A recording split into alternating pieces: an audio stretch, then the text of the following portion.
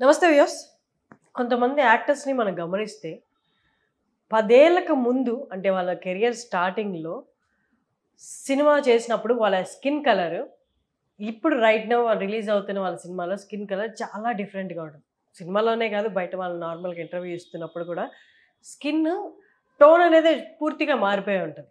కొంచెం డస్కీగా ఉన్న 10 ఏళ్ళకు ముందు డస్కీగా ఉంటే ఇప్పుడు మొత్తం ఫెయిర్ టోన్ వచ్చేసుంటది.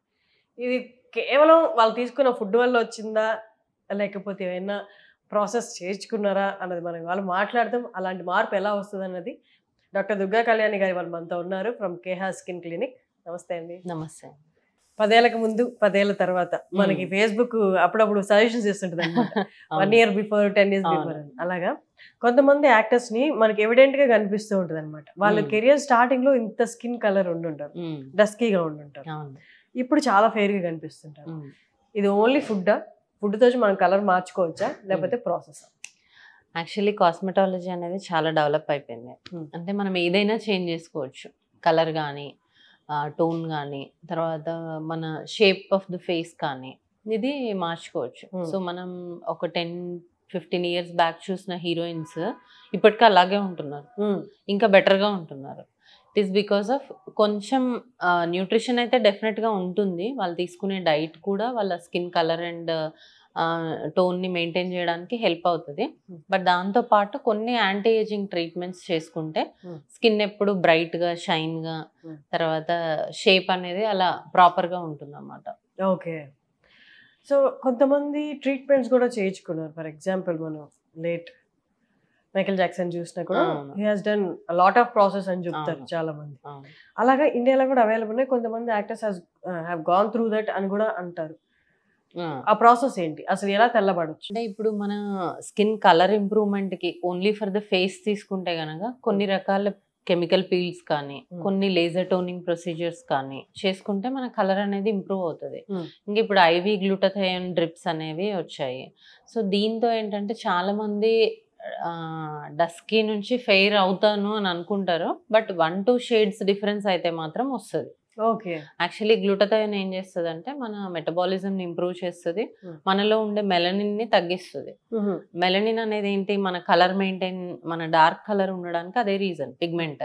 సో దాన్ని ఇన్హిబిట్ చేస్తూ ఉంటుంది అనమాట. సో మెలనిన్ ప్రొడక్షన్ తగ్గడం వల్ల మనకి కలర్ అనేది డల్ అయిపోతూ ఉంటుంది.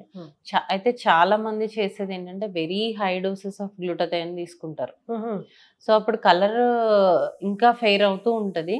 దాంతోపాటు మన బాడీలో ఎక్కడెక్కడైతే బ్లాక్ ఉంటుందో అవన్నీ కూడా కలర్ మారిపోతూ ఉంటాయి. లైక్ ఐబాల్ కానీ, తర్వాత హెయిర్ కానీ అట్లా.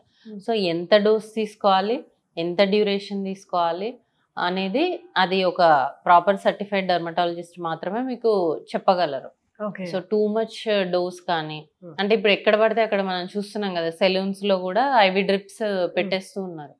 సో దానివల్ల సైడ్ ఎఫెక్ట్స్ చాలా ఉంటాయి. అలా కాకుండా ప్రాపర్ గా చేయించుకుంటే గ్లూటథయోన్ వల్ల మనకి కలర్ ఇంప్రూవ్మెంట్ ఉంటుంది అండ్ టోన్ కరెక్షన్ అనేది కూడా ఉంటుంది. అంటే మనం ఇప్పుడు ఐ కలర్ కూడా చేంజ్ చేసుకునే ఛాన్సెస్ ఉన్నాయి. నేను ఎవరో ఒక యాక్టర్ ఇంటర్వ్యూలో చెప్పడం విన్నాను. నెక్స్ట్ ఇయర్ కి నేను నా ఐ కలర్ చేంజ్ చేసుకుందాం అనుకుంటున్నాను. అంటే ఏ కలర్ కి?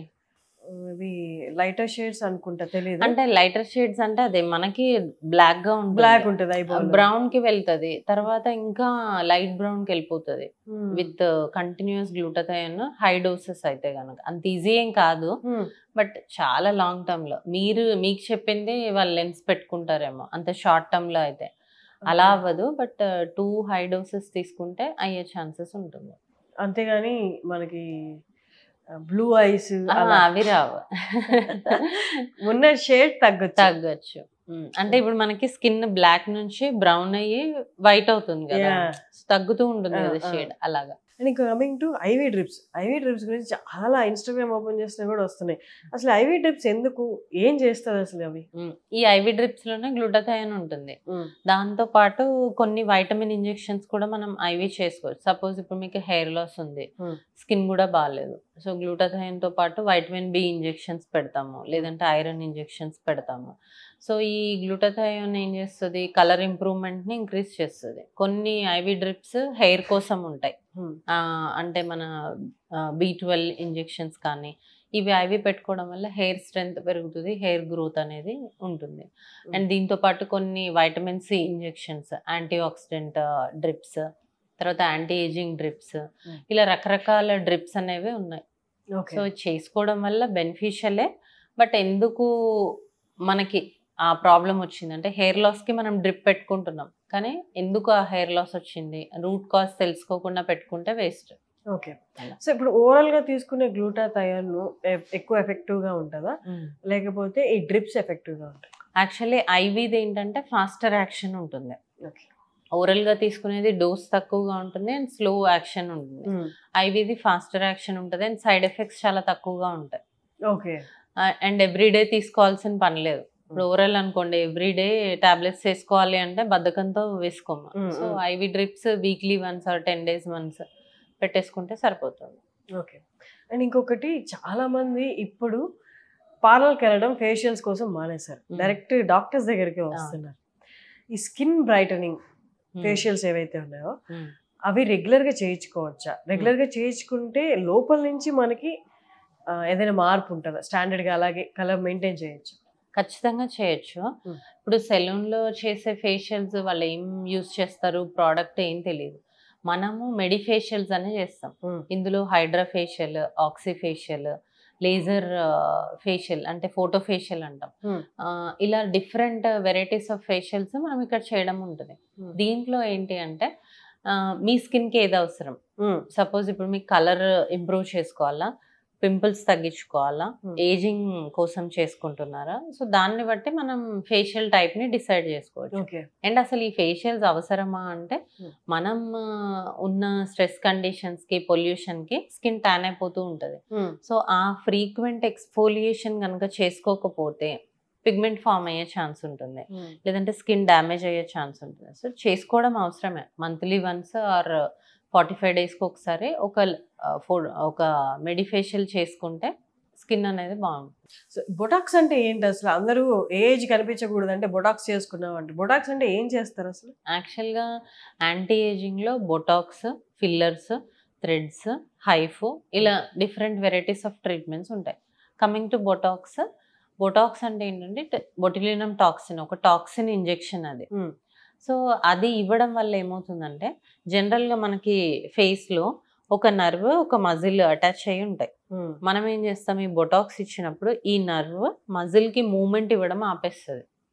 అందుకే ఇలాగే ఉంటుంది, స్ట్రెచ్ అయి ఉంటుంది, ఎక్స్ప్రెషన్స్ ఉండవు అనమాట. సో ఆ బొటాక్స్ చేసుకోవడం వల్ల కొన్ని రోజులు ఆ మజిల్ పనిచేయదు, ఫ్లాట్ గా అయిపోతుంది. ముడతలు ఉన్నది కాస్త ఫ్లాట్ గా అయిపోతుంది. ఇంకా దానికి ఫోల్డ్ అవ్వాలి అన్న పని లేదు, ఆ పనిని మనం ఆపేస్తున్నాం. సో ఆ రింకిల్స్ అన్ని పోయి ప్లెయిన్ అవుతుంది స్కిన్. అలా 6 months ఉంటుంది బొటాక్స్.